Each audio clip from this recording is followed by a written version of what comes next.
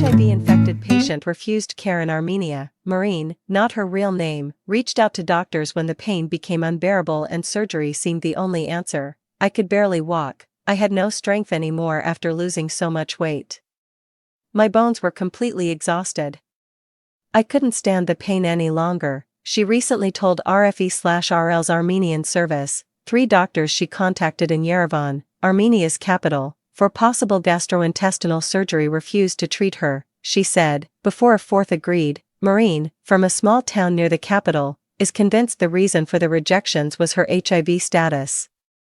The only NGO in Armenia dealing with the rights of people with HIV says that her case is not an isolated one amid what it says is widespread prejudice in the largely conservative South Caucasus country.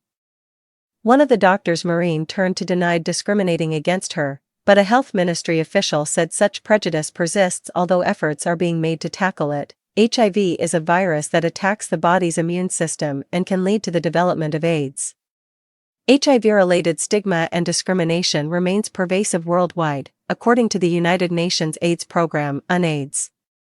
In countries with available data, the organization says up to 21% of people living with HIV reported being denied health care in the past 12 months. HIV discrimination. In Armenia, laws are lacking to tackle such discrimination, said Jinya Mayilian, head of Real World, Real People, an Armenian-based NGO that focuses on the rights of people living with HIV. The state lacks a proper mechanism for responding to such cases. First, we have no law dealing with cases of discrimination, so we have no means of punishing someone who discriminates, Mayilian told RFE/RL's Armenian Service. If we don't have that law, the police and the prosecutor's office will not initiate criminal cases, she added. Deputy Health Minister Lena Nanushian did not deny such prejudice exists in Armenia, despite efforts to re-educate medical staff. I think that there is still a problem of awareness among doctors. Over the years, retraining and new knowledge have probably not reached all of them. Anyway, there are such cases, I don't deny it, but it is probably related to their fears and lack of knowledge about the transmission of the virus, Nanushian told RFE/RL. For Marine, the rejection was hard to take. The first doctor literally refused.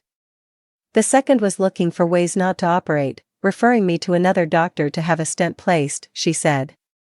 The third one sent me to a gastroenterologist and said that placing a stent, a small mesh tube typically used to hold open passages in the body, was useless and that I should have surgery, which he could not perform, and that the surgeon who had referred me to him would do it. The fourth physician agreed to perform the surgery but requested some papers to see what stage my HIV status was at before proceeding, Marine added, explaining her worsening medical condition was linked to a gastroenteric problem that made eating very painful. Retraining medical staff, Surin Stepanian, one of the 3 surgeons Marine says refused to operate on her, explained he had consulted with her in the past when surgery did not seem necessary. When her case became acute, he said, he had a business trip that couldn't be postponed. I said it was possible that I would not be able to perform that surgery.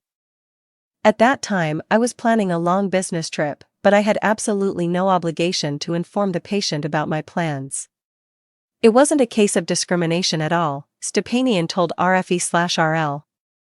Mayilian said her NGO took up Marine's case, even appealing to law enforcement to investigate, but the request was rejected on the grounds that no laws appeared to have been broken.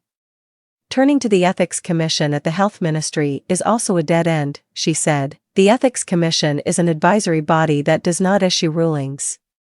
People living with HIV fulfill all their tax obligations to receive proper health services, justice, and social services in their country, but because they have HIV, it turns out that they are equal when it comes to paying but unequal when it comes to receiving services. Where is the justice here?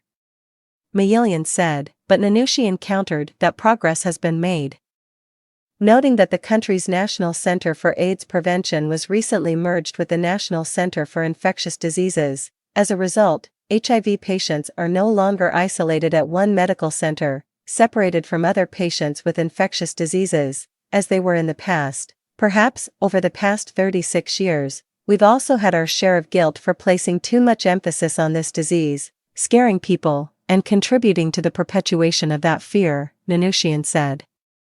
We are developing a more modern course of training based on the most recent knowledge for all medical workers.